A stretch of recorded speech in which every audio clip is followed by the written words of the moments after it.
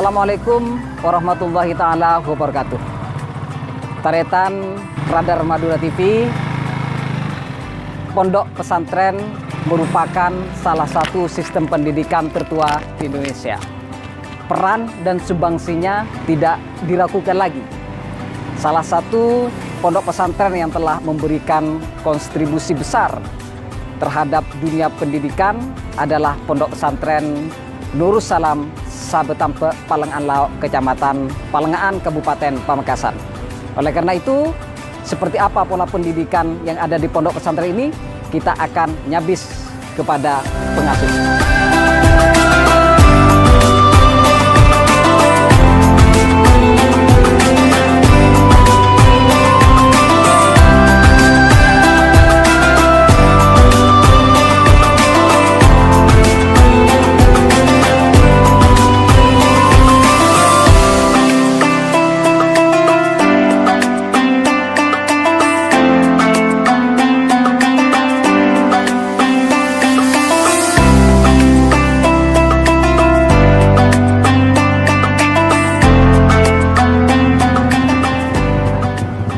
Baik, silakan dibaca faslun surutus sholati dan seterusnya. Silakan. Bismillahirrahmanirrahim. Faslun syurutus sholati tamanul antaharatun hadatani wa taharatun najasati kita berbadan rahmatan. Baik, silakan diberi arti dengan bahasa Madura, ada apa-apa? Silakan. Faslun berdasarkan kebiasaan syurutus sholati dengan masyarakat salat dengan itu tersebut. Taharatun hadatani kamita satu di atas dua. Taharatun kansat yang membaca di rumah hadis kita dengan aku yang badan yang Baik, coba saya mau tanya kedudukan dari apa yang dibacakan barusan, dari kedudukan di Arabnya. Baik, faslun, kedudukannya faslun ini jadi apa? Jadi khobar. Khobar dari apa? Bolehkah membuang mubtada? Kapan mubtada itu dibuang? Coba, silakan. Coba lafal faslun hukumnya apa? Jadi khobar. Faslun khobar, hukumnya khobar? Rofa. Apa yang dinamakan khobar?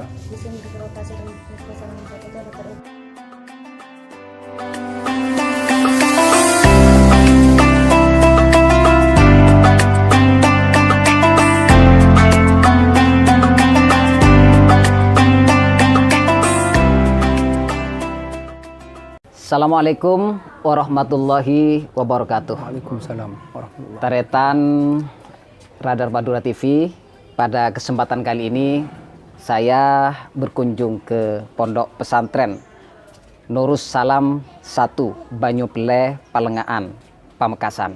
Pesantren ini merupakan cabang dari Pondok Pesantren Nurus Salam pusat yang terletak di Desa Palengan Laok. Alhamdulillah, pada kesempatan kali ini saya bertemu langsung dengan pengasuh Pondok Pesantren Nurus Salam 1 Banyuple. Assalamualaikum, Kiai. Waalaikumsalam warahmatullahi Alhamdulillah, kita senang bisa bertemu dengan ajunan. Alhamdulillah.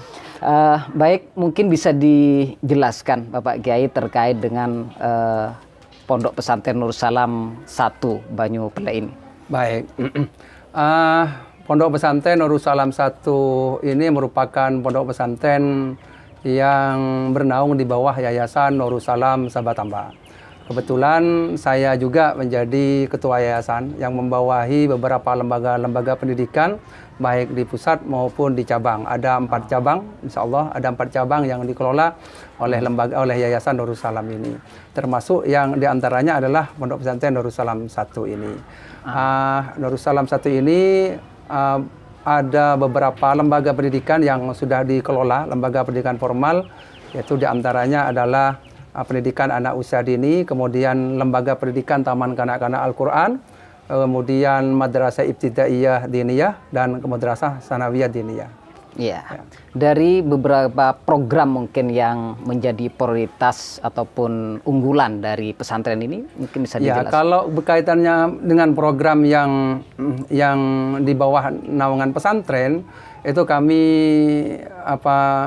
mengadakan beberapa program yang sifatnya akseleratif, gitu.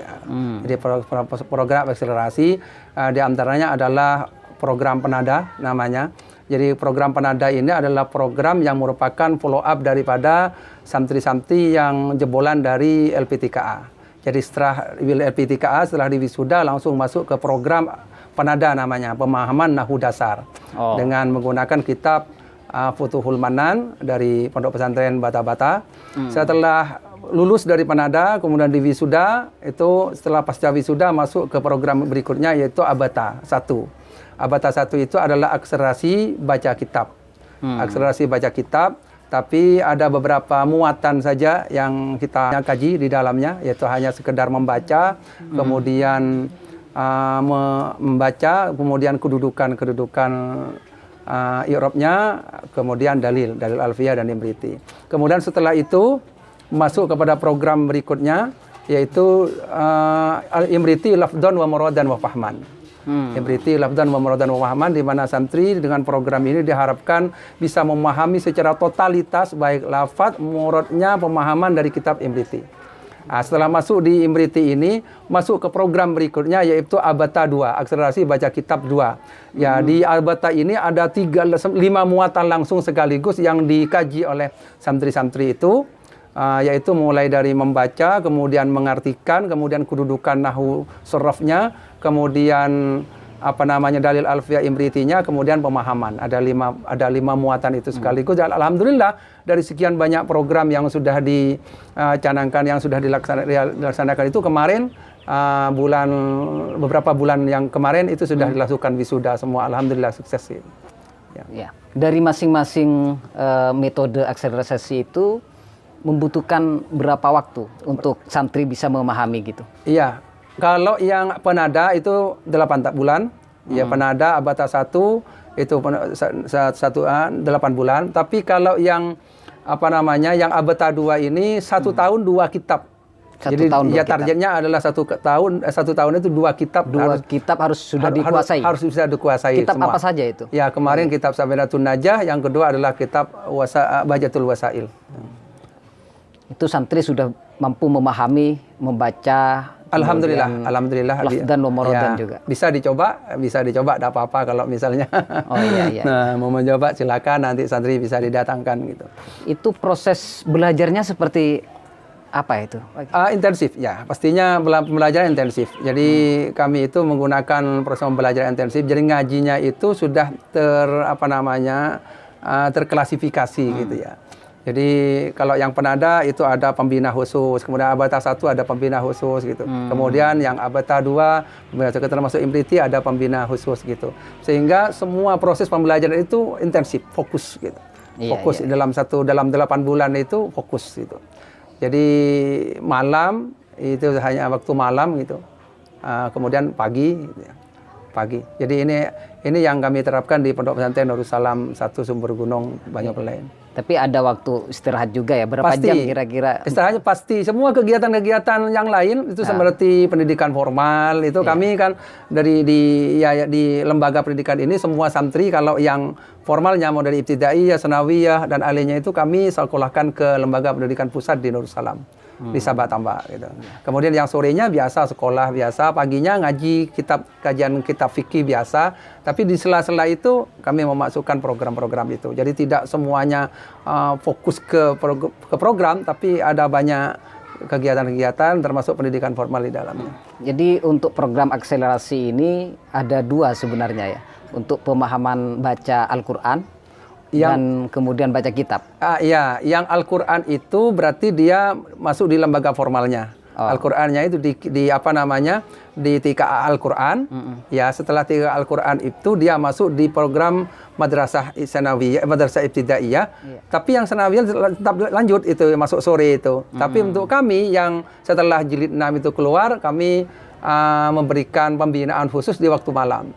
Jadi yang ibtidaiyah tetap jalan sorenya, dari jilid 6 itu keluar langsung masuk madrasah ibtidaiyah, tapi untuk kajian Al-Qur'annya itu masuk waktu malam. Kami laksanakan waktu malam. Jadi maghrib, isya, kemudian subuh gitu. Jadi sehingga kami kapanpun siap anak itu untuk diwisuda Al-Quran itu ya langsung diwisuda. Jadi gitu. setiap tahun pasti ada wisuda ya? Pasti ada yang wisuda. memahami terhadap akselerasi Ya, itu. termasuk Al-Quran itu yang menjadi prioritas sebenarnya yang Al-Quran itu. Karena tidak bisa memahami kita tanpa memahami bacaan Al-Quran. Iya. Baik, Taretan Madura TV, mungkin saudara-saudara ingin mengetahui bagaimana cara baca kitab yang cepat dengan metode-metode tertentu, maka Pondok Pesantren Nurul Salam 1 ini menjadi solusi insya Allah bagi Anda. Mungkin itu saja Bapak Kiai, terima kasih atas waktunya sama-sama. telah menerima kami di Pondok Pesantren tercinta ini. Assalamualaikum warahmatullahi taala wabarakatuh. Waalaikumsalam warahmatullahi wabarakatuh. Baik, alhamdulillah barusan kita sudah banyak nanya terkait dengan program pendidikan Lembaga Nurul Salam 1 Banyumele ini, termasuk juga melihat langsung bagaimana proses pembelajaran program akselerasi baca kitab kuning. Oleh karena itu kita akan berangkat dan akan mengunjungi Pondok Pesantren Nurul Salam Pusat. Terima kasih Kiai. Ya, sama-sama. Ya, baik. Semoga berkah dan manfaat. Amin.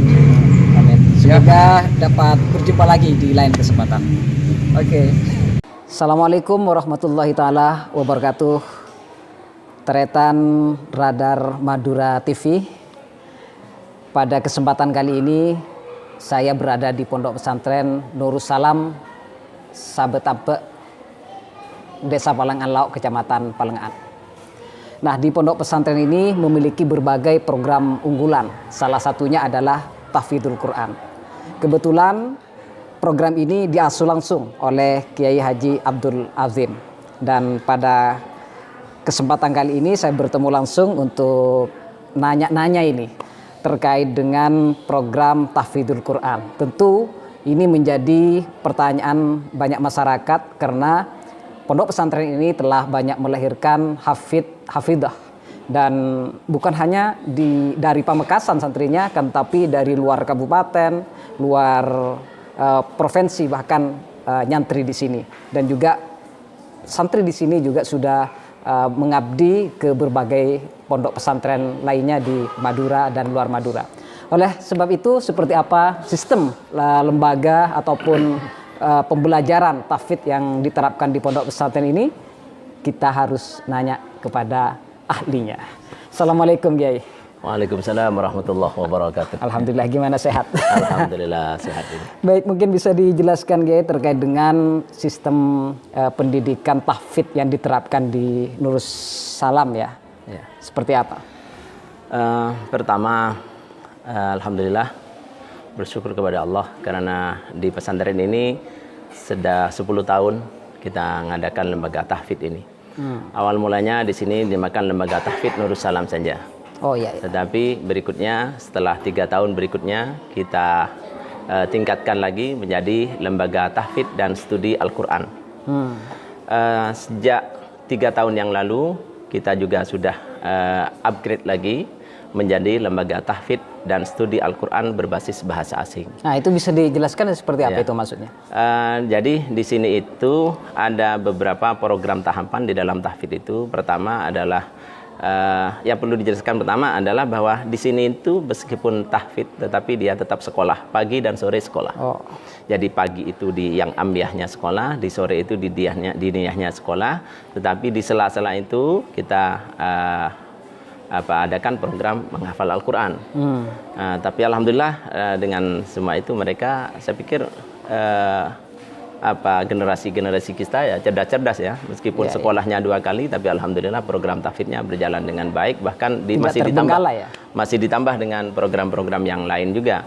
Pertama di sini itu ada kelas yang tidak bisa baca karena kadang-kadang saking tingginya semangat orang itu anaknya itu belum fasih, belum bisa baca itu tapi sudah dimondokkan. Jadi itu ada istilah kelas baca dan di situ belum boleh menghafalkan. Jadi kita diajari membaca dulu. Iya. Jadi kita ada program qiraah namanya dan standarnya itu At-Tanzil jilid 5. Jadi kalau sudah At-Tanzil jilid 5 itu sudah dianggap bisa membaca Al-Quran. Setelah itu baru kemudian masuk ke kelas tajwid. Di kelas tajwid ini mereka sudah boleh menghafalkan, tetapi halaman yang akan dihafalkan itu sudah mendapatkan kelulusan, sudah dinyatakan lulus oleh pembina tajwidnya.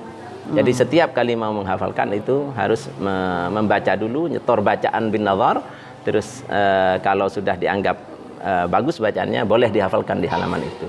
Setelah itu baru masuk program berikutnya, yaitu program di bawah 5 juz. Dan ini yang sudah lulus tajwid itu sudah boleh menghafalkan, tidak harus setor bin nazar dulu, tapi bisa langsung menghafalkan. Dan sesudah 5 juz baru kita itu adakan 3 pilihan. Bisa milih bahasa Arab, bisa milih bahasa Inggris, atau bisa milih baca kitab. Kalau jadi, sudah 5 juz. Kalau sudah 5 juz. Tetapi yang ditekankan di sini pertama bahwa tidak hanya hafalan Al-Qur'an. Di situ kita tulis ya di pintu gerbang itu dengan besar-besar ya, bahwa kesuksesan menghafal Al-Qur'an itu tidak hanya dilihat seberapa banyak hafalannya, tapi bagaimana semakin banyak hafalannya, semakin baik akhlak dan ibadahnya. Jadi yang dianggap sukses itu bukan yang hanya hafalannya banyak, tetapi bagaimana Al-Qur'an itu akhirnya betul-betul dijiwai sehingga akhlak dan ibadahnya itu tambah baik. Nah, ini kalau program-program yang ada di sini, dan alhamdulillah sampai sekarang ya sudah banyak yang yang lulus dari ini, dan bagi mereka yang mendapatkan predikat sebagai hafid atau hafidhah, lebih tepatnya sebagai muhafid dan muhafidhah ya. Itu kita juga kirimkan ke beberapa perguruan tinggi untuk kita uruskan juga dengan beasiswanya. Alhamdulillah sekarang santri-santri itu juga banyak yang kuliah di berbagai perguruan tinggi. Artinya pesantren di sini memfasilitasi ya para muhafid-muhafidah itu ketika sudah lulus MA bagaimana bisa mendapatkan beasiswa di berbagai program-program. Mungkin ada kerjasama atau seperti apa dengan yang sudah kerjasama itu diantaranya di Madura itu di UTM ya, Universitas Trunojoyo Madura itu. Terus ini juga dengan pondok pesantren di Alamin di IDIA, Alamin Perenduan itu ada semacam kerjasama dengan komunikasi dengan kita.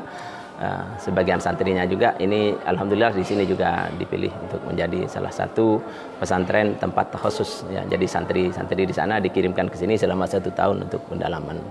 Ada dijadikan mitra lah, ya, mitra dalam pengembangan tahfidz Al-Qur'an itu.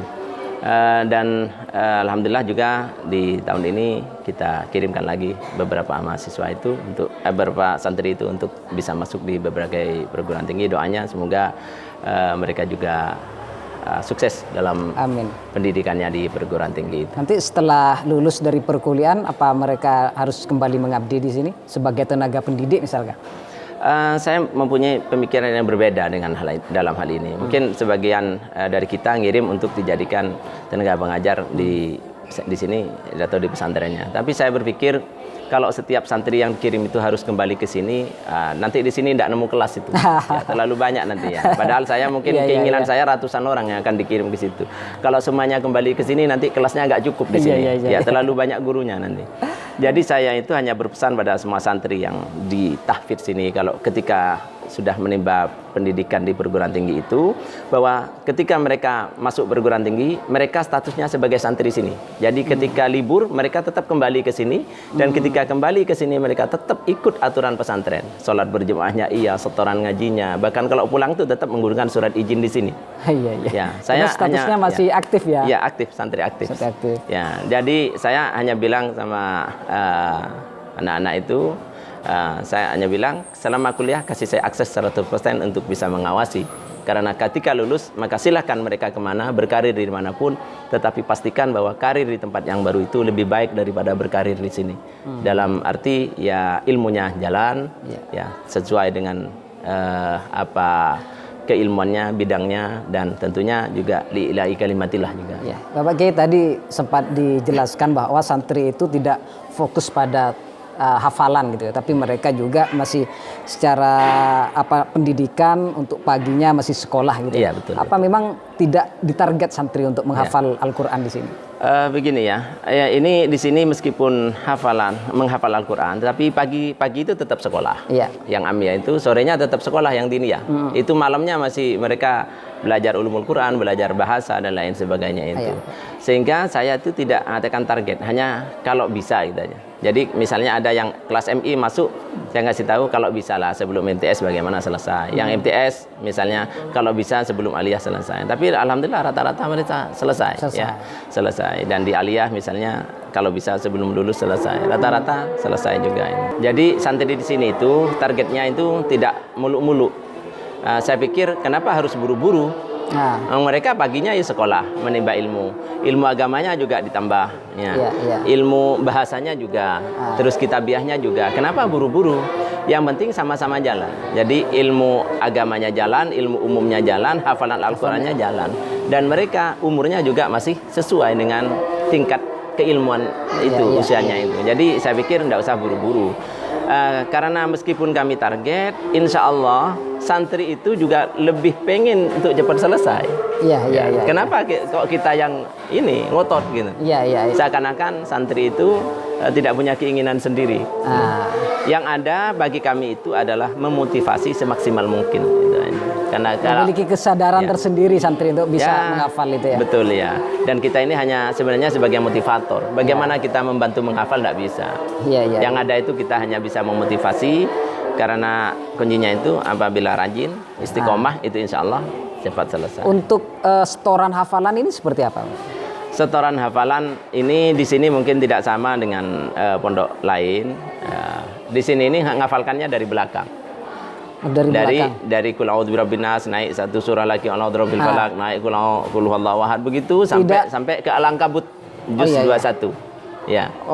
Ya, jadi juz 20 itu selesai, itu baru dari juz 1. Dari Al-Baqarah. Ya, jadi ketemunya nanti di akhir juz 20. Nah, ini menarik ini. Ini kok bisa seperti itu? Apakah namanya metodenya memang dengan menghafal dari belakang ke depan ini cepat atau gimana Bapak Kiai? Begini, saya untuk tahfidz ini awalnya ngambil dari Al-Ulia Malang karena kebetulan mertua saya, dan di sana alhamdulillah cepat. Dan saya tanya itu kenapa kok dari belakang, dan alasannya itu sangat bagus sekali. Saya juga pernah baca bahwa memang menghafal dari Al-Mufassalat atau ayat-ayat pendek itu memang lebih cepat. Itu saya baca di kitab At-Tibyan fi Adabi Hamalatil Quran. Itu katanya kalau memang menghafalkan dari Mufassalat atau ayat-ayat pendek itu memang lebih cepat. Dan saya tanya, konsultasikan ketika dulu ini, kenapa kok bisa lebih cepat? Ternyata juz 21 sampai juz 30 itu agak ruwet hafalannya. Jadi itu agak lebih sulit. Jadi kalau yang sulit itu diambil duluan, itu nanti ketika juz 1 itu rileks mereka itu sampai juz 20, sehingga nggak stres di belakang. Jadi awalnya mikir Quran seperti itu semua, ternyata setelah 10 juz lebih mudah, jadi lebih cepat selesainya itu. Ya. Dan alhamdulillah sampai sekarang itu ya biasanya juga kalau apa ya seperti tes beasiswa itu nanyanya kan ruwet, yang ruwet ya. Juz 21 belakang ruwet. Sama santri di sini kan nggak ruwet itu. Karena sudah dihafali. Rata-rata yang ikut beasiswa itu, tes beasiswa itu rata-rata semuanya lulus. Ya, saya tanya sama anak-anak, "Gimana?" Ya suruh baca juz ini. Itu ternyata yang ruwet-ruwet itu ternyata tidak ruwet bagi santri di sini. Jadi ini mungkin salah satu rahasianya. Cara menghafalnya tidak seperti sebagaimana umumnya. Bukan rahasia ya, ini hafalan Quran itu kan tidak ada yang dirahasiakan. Semoga ini bisa memotivasi aja. Ini kan ilmu Allah nggak ada yang bisa dirahasiakan. Rahasia yang dibuka. Ini bukan rahasia ya. Baik, Teretan Radar Madura TV, mungkin ada harapan seperti apa Bapak Kiai untuk hafidh-hafidah?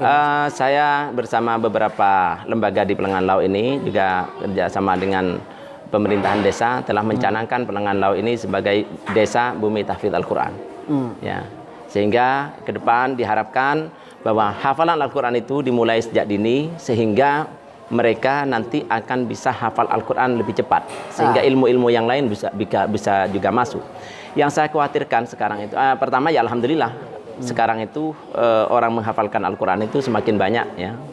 Motivasinya juga tinggi untuk bisa menghafalkan Al-Quran.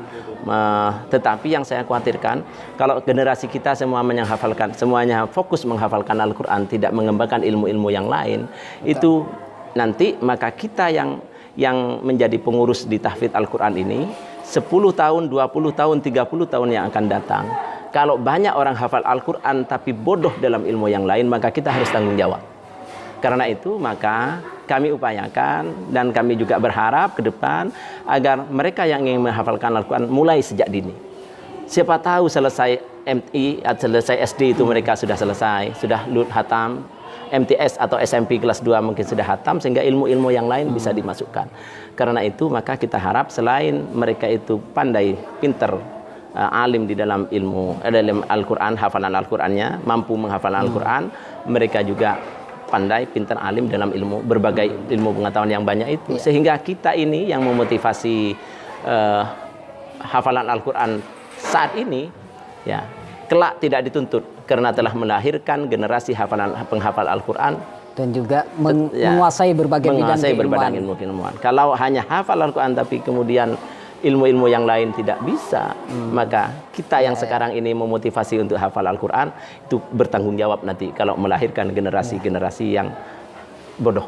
Ya. Pada prinsipnya menghafal Al-Quran itu sebagai hafidh-hafidah tidak cukup, akan tetapi juga harus ditopang, ataupun hafidh-hafidah itu juga harus menguasai disiplin keilmuan lainnya. Dan kenapa di sini Pondok Tahfidz di sini tetap mempertahankan pagi sekolah, sore sekolah, karena faktor itu saja. Ya, mulai tahun ini juga Pondok Pesantren Nurul Salam ini membuka satu cabang baru, yaitu Nurul Salam 5 atau An-Najah. Dan ini rencananya akan dijadikan sebagai pondok pesantren dengan 2 bahasa. Jadi Bilingual Islamic Boarding School An-Najah Nurul Salam 5 itu.